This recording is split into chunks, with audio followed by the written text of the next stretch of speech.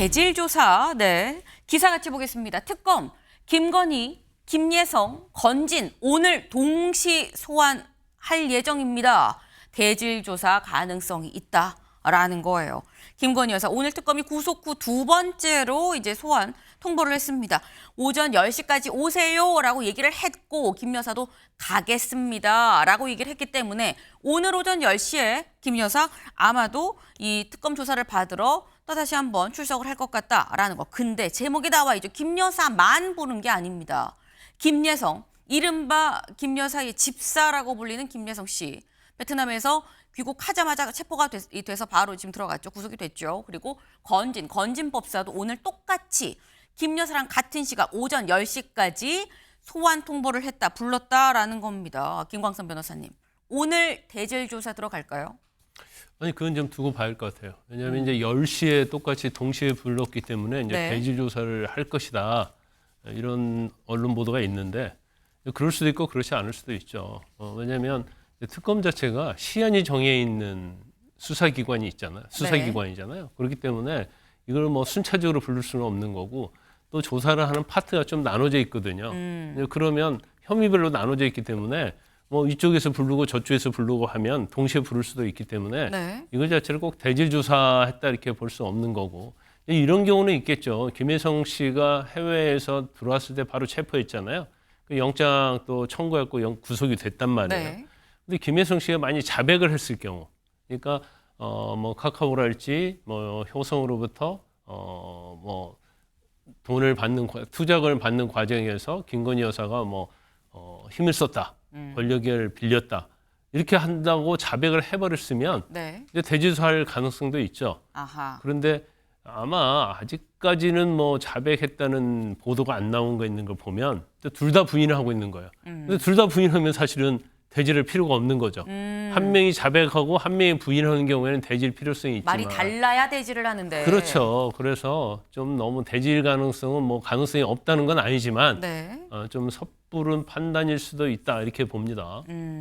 지금 대질 조사를 하기에는 아직 추가적으로 좀 나온 얘기가 없는 거 아니겠냐. 그리고 나오는 얘기들을 쭉 봤을 때 말씀 아까 들으셨죠. 대질 조사는 양쪽의 얘기가 달라서 진실 공방이 벌어질 때 당사자들 둘을 한꺼번에 놓고 누구 말이 맞느냐라는 걸 물어보는 게 지금 대질 조사인 건데 양쪽이 다 서로 부인을 하고 있는 지금 그런 상황이다. 이런 상황에서 대질 조사가 의미가 있겠느냐라는 말씀을 지금 하셨어요. 대질 조사 가능성이 딱히 커 보이진 않는다라는 건데 근데 이런 생각이 듭니다. 일단 첫 번째 조사에서 김 여사가 입을 꼭 다물고 있었어요. 진술 거부권을 행사했는데 김수민 의원님 오늘 두 번째 소환인 거거든요. 오늘은 열 것이냐라는 거죠. 오겠다고 하긴 했거든요.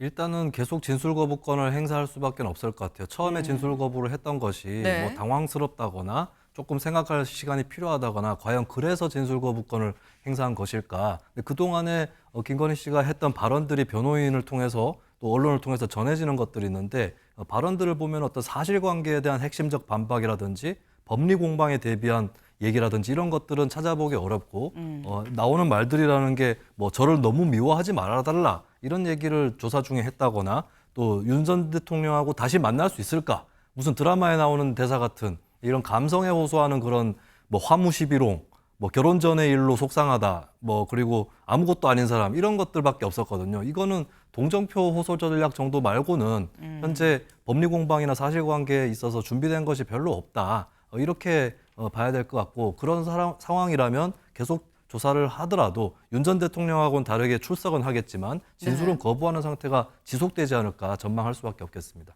지금까지 김건희 여사가 입을 연 사안들을 봤을 때 사안의 본질에 대한 얘기보다는 본인의 어떤 심경이나 주변 상황 이런 거에 대해서만 얘기를 했기 때문에 이 얘기인즉슨 이 앞으로도 사건 본질에 대해서는 직접적으로 입을 열 것 같진 않다. 오늘도 아마도 이 진술 거부권을 행사하지 않겠느냐라는 지금 그런 말씀이셨어요. 근데 이런 김 여사한테 나 김 여사랑 대질 신문 좀 하게 해주세요라고 본인이 직접 요청하는 사람이 있습니다. 다음 기사 볼까요?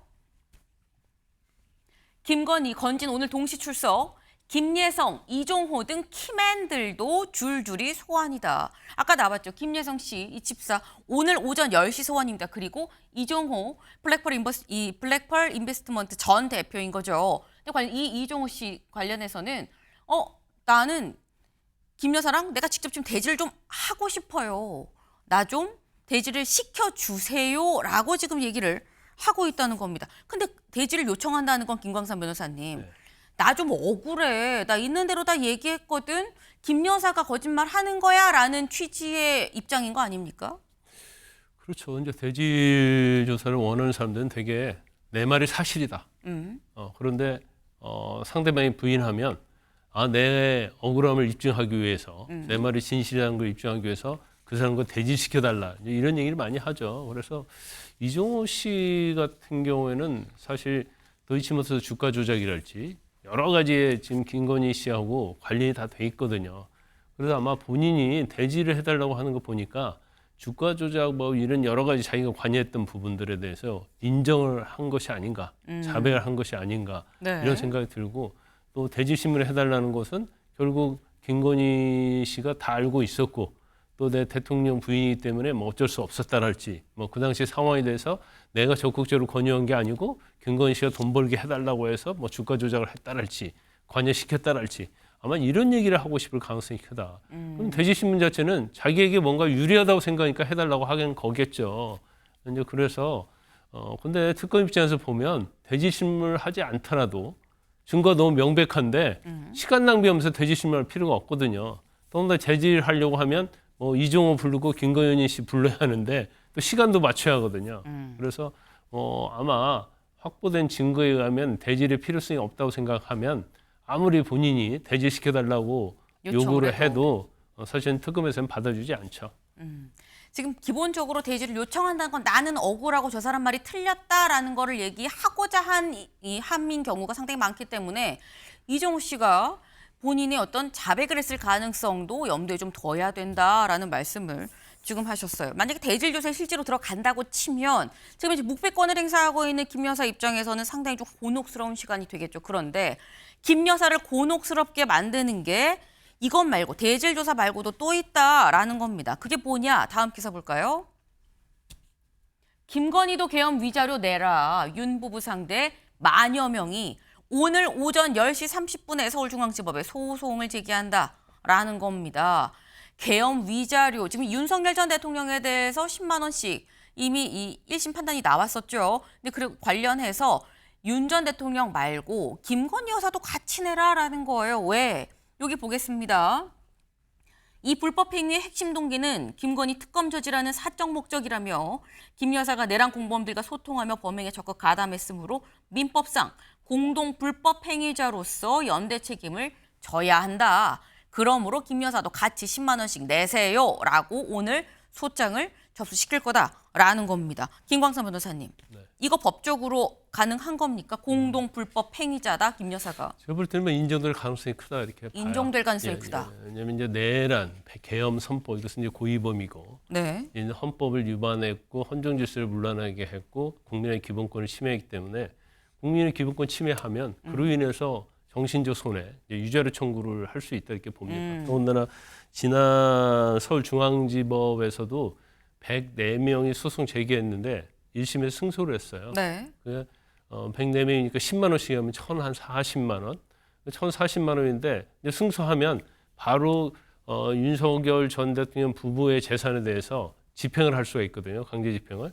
그러니까 윤 전 대통령 측에서 집행 못하도록 1,040만 원을 공탁을 했습니다. 그런데 지금 뭐 전체적으로 한 10,000명 정도 하겠다는 거 아니에요? 네. 그럼 이러면 10만 명, 20만 명 될 수 있죠. 그러면 이제 몇십억, 몇백억 경우에 따라서는 정말 어느 정도에 따라서 엄청나게 많은 소송이 법물처럼 이루어질 가능성이 크다. 이렇게 그럼 볼 수 이렇게 있어요. 한번 여쭤볼게요. 1심 나온 건 사실 윤석열 전 대통령에 대해서 한 거였어요. 이번에는 윤 전 대통령 플러스 김건희 여사도 같이 넣었거든요. 그리고 같이 넣은 이유가 이 불법 행위 핵심 동기가 김건희 특검을 저지하기 위한 사적 목적이니까 그러니까 김 여사도 같이 공범인 거 아니겠느냐라는 얘기인 거예요. 이게 공범이라는 게 사실 아직 특검이 지금 수사를 하고 있는 내용인 걸로 아는데 밝혀지지 않은 상태에서 이게 받아들여질 수 있다는 그런데 말씀이신 건가요? 현재까지 어떤 비상계엄 선포와 관련해서 네. 윤 전 대통령하고 김건희 여사가 공모했다는 증거는 없죠. 현재는 네. 뭐 여러 가지 도시모터 주가 조작이랄지 국정 개입이랄지 이런 내용들은 있었어요. 근데 네. 이게 설사 단서가 돼서 비상계엄을 선포했다 하더라도 비상계엄 선포에 대한 결정은 대통령이 갖고 있는 거고. 네. 그래 내부적으로 저걸 막기 위해서 김건희 씨하고 공모해서 비상계엄을 선포했다고 하면 이제 공범관계가 되기 때문에 저 민사소송에서는 둘을 상대로 연대해서 책임있죠. 부진제 연대 채무라고 해서. 그런데 그게 안 드러나면 윤 전 대통령만이 손해배상 책임이 있다로 결론이 날 가능성이 크다. 하지만 특검에서 수사를 하고 있기 때문에 서로 공모했는지 비상계엄에서 공모했는지 이제 그런 부분이 밝혀지냐 밝혀지지 않느냐에 따라서 부부 중에 한 명만 책임이 지냐 둘 다 공동 책임이 지냐 그것이 결정될 거예요. 지금 말씀은 이런 거죠. 지금 특검에서 공모인지 아닌지를 보고 있기 때문에 거기에 따라서 둘 다 책임을 질지 아니면 윤 전 대통령만 책임을 질지 모르겠지만 일단 보면 여기에 대해서는 이 추가적인 10,000명의 소송에 대해서도 이 10,000명의 입장에서 승소를 하게 될 것 같다. 윤 전 대통령이 좀 책임을 져야 되는 상황이 될 것 같다라는 취지의 말씀이셨습니다. 네. 근데 사실 윤석열 전 대통령 지금 아무것도 지금 적극적으로 응하지 않고 있어요. 재판도 안 나오고 지금 이 특검 수사, 이 소환 조사에도 응하지 않고 있죠. 이유 건강이 상당히 좋지 않다. 나 지금 실명 위기다라고 지금 얘기를 하고 있습니다. 그런데 다음 기사 볼까요?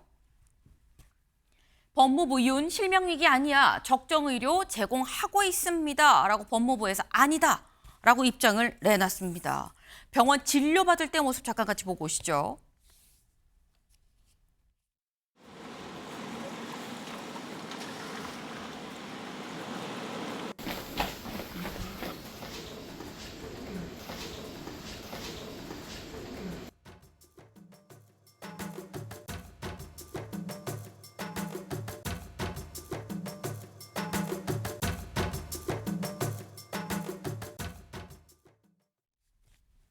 네. 지금 보시면 이 마스크를 쓰고 휠체어를 쓰고 일단 진료를 받으러 가는 윤석열 전 대통령의 모습입니다. 그래서 이걸 얘기를 하면서 윤석열 전 대통령 쪽에서는 아니다. 우리가 구치소 입수할 때랑 지금 상당히 다른 상황이다. 그때보다 더 나빠져서 지금 변호인 접견할 때 글자를 16포인트 이상으로 확대해야 읽을 정도로 시력이 더 나빠졌다라고 지금 얘기를 하고 있어요. 근데 이런 입장이 나오니까 또 이번엔 정성호 의원실에서 이런 입장을 내놓습니다. 같이 볼까요? 정성호 의원이자 법무부 장관이기도 하죠. 근데 뭐라고 했느냐? 법무부 소식을 알려드립니다. 라고 하면서 안질환을 포함해서 건강 상태가 매우 안 좋다고 보기 어렵다. 실명 위기라는 주장 사실과 다르다.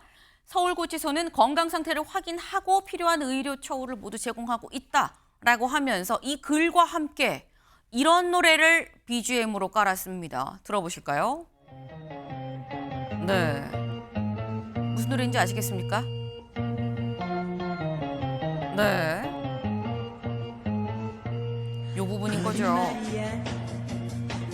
거짓말이야, 거짓말이야, 거짓말이야, 거짓말이야. 이게 김수민 위원님, 사실 법무부 자체의 계정이 있는데 또 정성호 의원실에서 법무부 소식을 알려드립니다라고 이 글을 올리기는 이것도 약간 이례적이기도 하고 BGM으로 거짓말이야 노래를 올린 것도 좀 이례적이긴 하고요. 어떻게 보셨습니까?